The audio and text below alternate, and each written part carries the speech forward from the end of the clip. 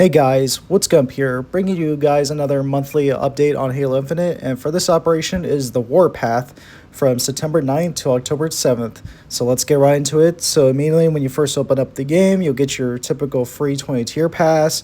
And the cool thing about this is the armor included in it is it's like a medieval nod to a knight armor. So if you remember in the days of MCC when they did that whole entire season of like medieval armor knight, they basically put that in Halo Infinite. So let's go check in the shop. So it's very ancient Civ themed. So you got like your Viking Minotaur helmet looking armor and like Norse thing. You got your Roman Praetorian armor, which I admit it looks pretty cool. And then you got the scanner from Halo 4. Remember the scanner armor? I mean, it's there if you want it. And then a bunch of other neat things as well. So let's go to the exchange. This will be the only and final last time as they announced that the Hayabusa helmet will be available in the exchange before it goes away. So make sure you play the game, save up your points, and earn it. And also, speaking of, look, they put the scanner armor kit in the exchange. Well, no way. That's so cool. So they put it in the shop if you want to pay for it, but they also put in the exchange if you want to get it. So it's like 86,000K. And also in here is the EOD armor in case if you missed the Halo 3 event, some other stuff. So yeah, not pretty bad for the exchange in the shop. So let's go into the new game mode. Invasion is back. Remember Invasion from Halo Reach? In commemoration of Reach's 15th birthday, they given us Invasion for squad battle, and as you can see here, it's definitely significantly much more different than the original one from Halo Reach. They integrated the Forge radial system menu, which I really like because it gives a lot of intuitive like replayability, a lot of design just going into the game. So on one hand, you play as the Spanish Spartans. I know we can't play as elites, blah blah blah. I don't want to hear it. That's besides the point. Anyway, if you don't remember what Invasion was, it was a three-phased 8v8 mode. I want to say like to the tunes to like the size of Big Team Battle, where an invading team is capturing territories, right? So in this case, it's the banished Spartans. And their objective is to capture like objectives, destroy things with bombs, and escort a valuable asset, or in this case, and later in the videos, you'll see a flag to the banished dropship.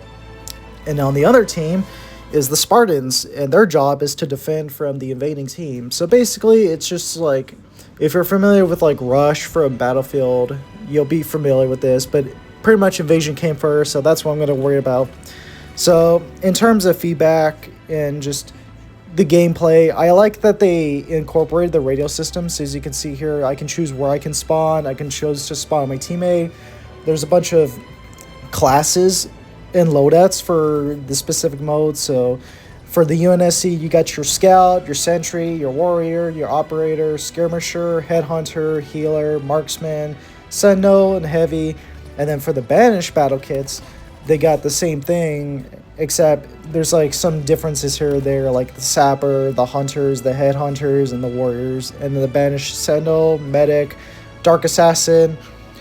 And I want to say that I'm not one to critique like game modes or analysis, like go in depth, but I honestly think that this variant of the Invasion game mode is significantly much more different, and it's a lot better than Reach's Invasion game mode. One thing I complained about that game was the spawning was too long. It was really inconvenient where the objectives are, because it's all cluttered in the tight spaces. Instead, just look at this, like, it's an open map, like, it's much bigger, it's much grandiose, larger, there's vehicles to get in. I honestly think that's a huge improvement from the original Invasion. If you don't agree with me, let me know in the comments. That's what we're here for, discuss. Oh yeah, I also forgot to tell, not only did this mode came back, but they also brought in 6 new maps for Invasion for this specific mode. Breakout, remember Breakout from Halo Reach, that like underground, like snowy cave sort of thing. There's another one called Crash Out, Exhumed, Last Road, Recovery, and then Wavelength, which is the map I'm playing on. So overall, that's what Invasion mode is. get a group of your friends, squads of 8v8. Just go in, have a good time, grandiose, remember Reach and all that sentimental stuff. Honestly, like, even though we don't have playable elites in Halo, which is, I don't want to get into that topic, it honestly is a cool way of bringing back Invasion from Halo Reach, in honor to, like, commemorate the 15th anniversary of it. Oh my god, 15 years old. Whew, time is flying by, guys, and I don't know. It seems like yesterday was like 2001, and then the next was 2005, and yeah. But anyway, honestly, it's pretty cool. The thing I like about this game mode is once you complete a phase, you switch teams as you did in the original. So if you didn't get the chance to play as a Spartan, now you can, and vice versa with the Banished.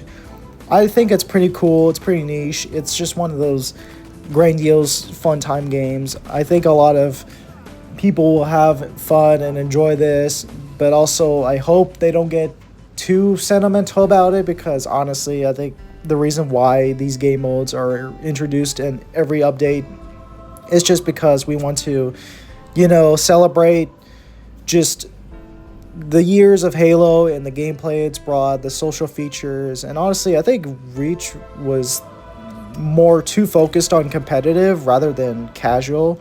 So anyway, here are my conclusion, the thoughts.